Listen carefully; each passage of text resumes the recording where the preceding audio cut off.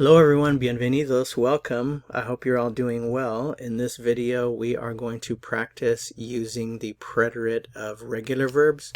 We will review a little bit. Be sure to study the topic in your textbook. There's a grammar tutorial video that you can watch also. If you're joining us from outside of the class and you don't have any materials, welcome. All you have to do is just Google the topic and you'll find some great YouTube videos that explain how the preterite works. You'll find some websites. When you're ready to force yourself to practice a little bit, then continue with this video. So let's go ahead and get started. So remember, there are two things that I always suggest you learn or that you should know regarding conjugating verbs.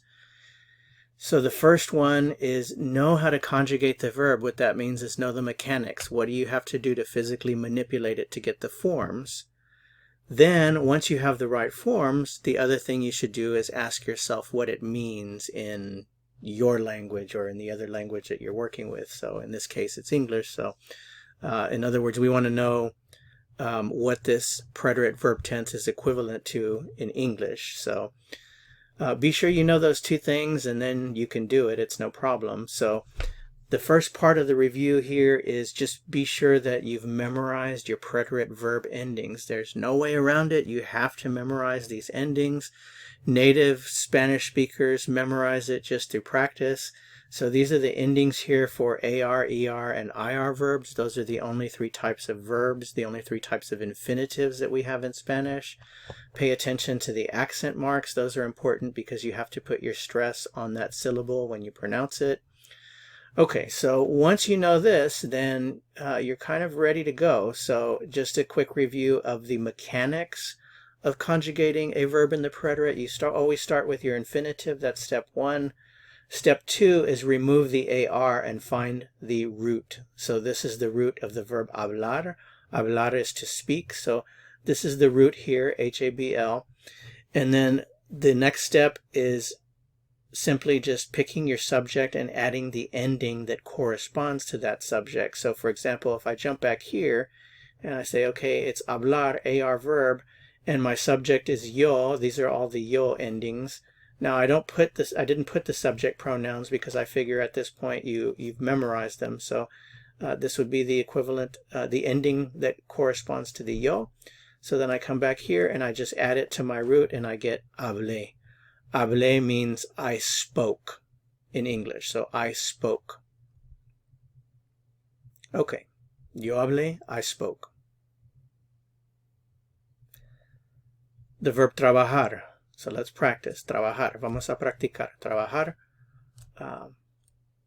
¿cómo se dice I worked? I worked. Yo trabajé o simplemente trabajé. Trabajé. And by the way, this is a complete sentence here in Spanish. It means I worked. And you know that the subject pronoun is not necessary. Trabajé. Caminar, ¿cómo se dice I walked? I walked. Caminé.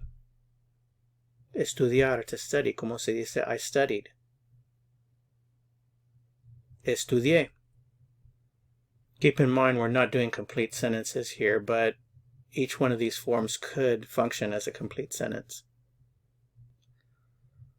Bailar, to dance, ¿cómo se dice I danced?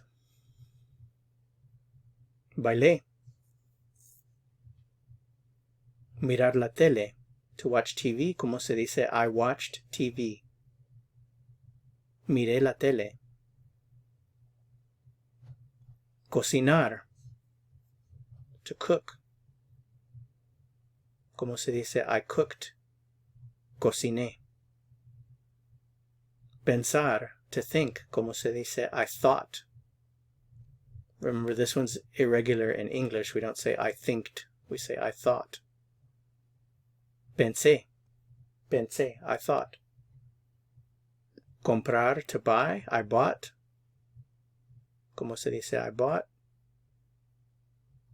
Compré. Comer, to eat. This is an ER. Notice the ER ending, so the ending will be different. Comí, I ate. Comí. Beber, to drink. I drank. Bebí. Correr, to run. I ran. Corrí. Vender, to sell. I sold. Vendí. Escribir, to write. I wrote. Escribí. Vivir, to live. I lived. Viví. Subir, to go up, to get up, to get in, like into a vehicle. I got in. I went up. Subí. Subí. Okay, so you may have noticed that I only did yo forms in this video, so I will have another video with other subject pronouns so you can see all of the other, get some practice with all of the other subject pronouns. So be sure you check out the video. It's in the numbering sequence. It's the one that follows this one. Okay, well that's it for this video. Adios. Ciao.